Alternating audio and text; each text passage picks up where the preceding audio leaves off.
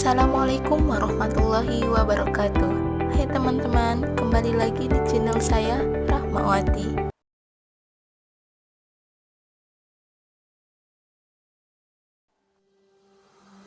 Nah, di video kali ini saya akan membahas pengaruh media sosial terhadap penggunanya. Seiring perkembangan zaman, kehadiran media sosial menjadi semakin beragam. Media sosial hadir memberikan kemudahan dan manfaat yang baik bagi masyarakat atau penggunanya.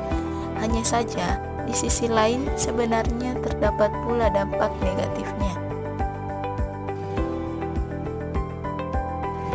Nah, di sini saya akan membahas yang pertama, yaitu dampak media sosial dari sisi positif.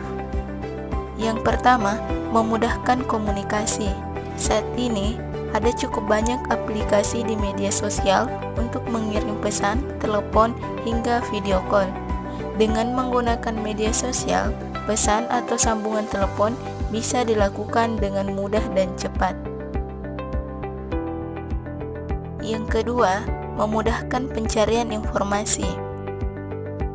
Sebelumnya, pencarian informasi cenderung terbatas dan memerlukan waktu yang lama. Dengan hadirnya media sosial, kita bisa mencari informasi dengan mudah dan cepat. Yang ketiga, sarana pembelajaran.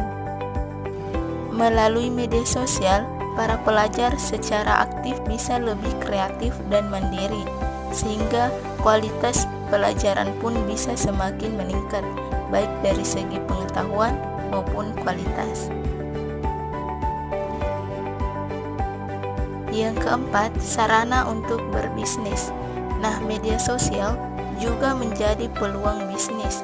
Bahkan beberapa media sosial telah memberikan fitur khusus untuk berbisnis. Sehingga dengan media sosial, bisnis kecil pun memiliki peluang yang besar. Media sosial dapat dimanfaatkan untuk menganalisis pasar, konsumen, hingga kebutuhan produksi. Nah, selanjutnya pembahasan yang kedua itu dampak negatif media sosial. Nah, yang pertama, gangguan kesehatan fisik. Dengan menatap layar, gawai atau gadget atau HP terlalu lama dengan jangka waktu panjang dapat mengganggu kesehatan seperti miopi. Selain itu, juga berpotensi mengalami mata kering, mual, dan pusing. Hal lain yang juga mungkin terjadi adalah memicu rasa sakit atau pegal pada leher karena terlalu lama duduk. Yang kedua, terpapar hoaks. Karena banyaknya informasi yang tersebar di sosial media terkadang membuat masyarakat sulit membedakan antara informasi yang valid atau sekedar berita bohong atau hoaks.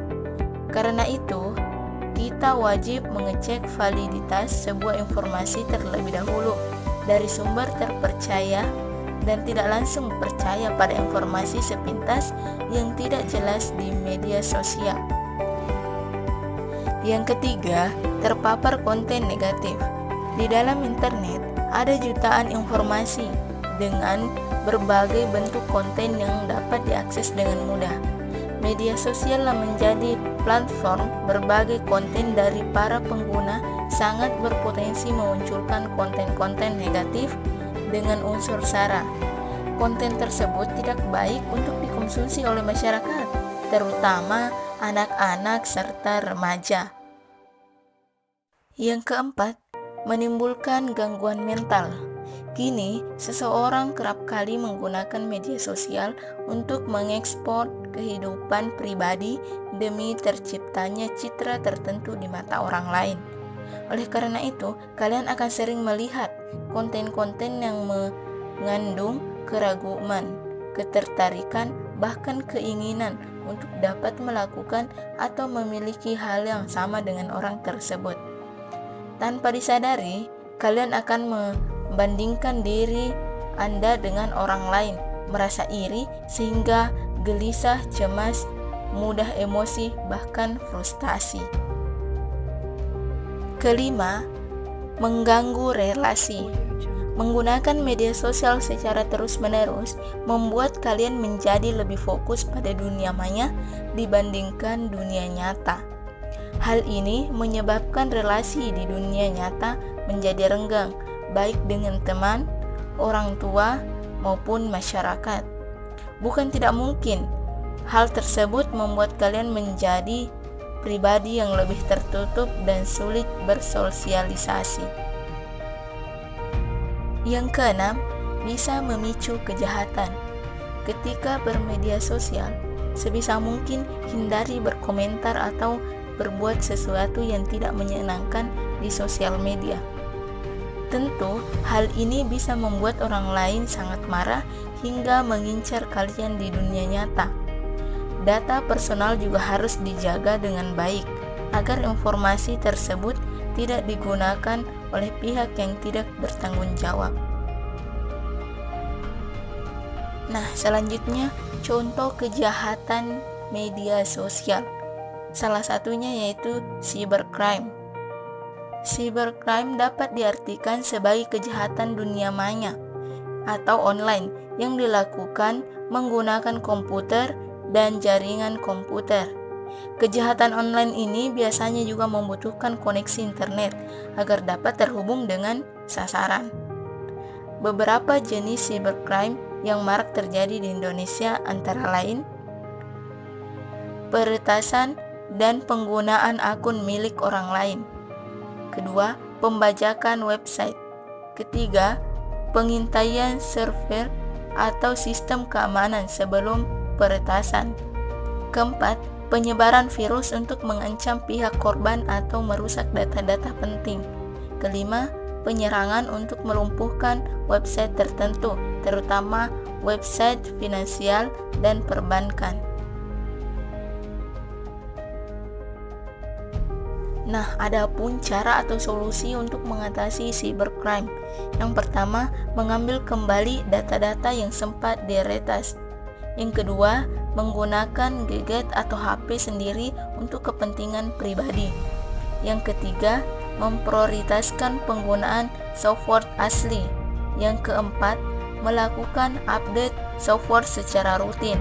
Yang kelima, menggunakan hosting yang aman. Yang keenam, mengganti password secara rutin atau menggunakan password yang rumit. Yang ketujuh, mengabaikan email atau notifikasi lainnya yang mencurigakan. Adapun cara untuk mencegah terjadinya cybercrime. Yang pertama, selalu memperbaharui semua software yang digunakan. Kedua, penetration testing. Ketiga, gunakan kata sandi yang kuat. Keempat, gunakan layanan hosting yang aman.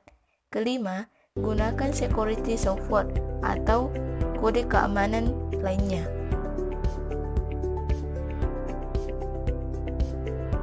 Nah, itulah beberapa pembahasan yang sempat saya bawakan pada kesempatan ini. Semoga bermanfaat. Sejatinya media sosial juga membantu kehidupan manusia. Posting yang penting bukan yang penting posting. Saring, dan saring sebelum sharing. Dan jangan lupa bijak dalam menggunakan sosial media.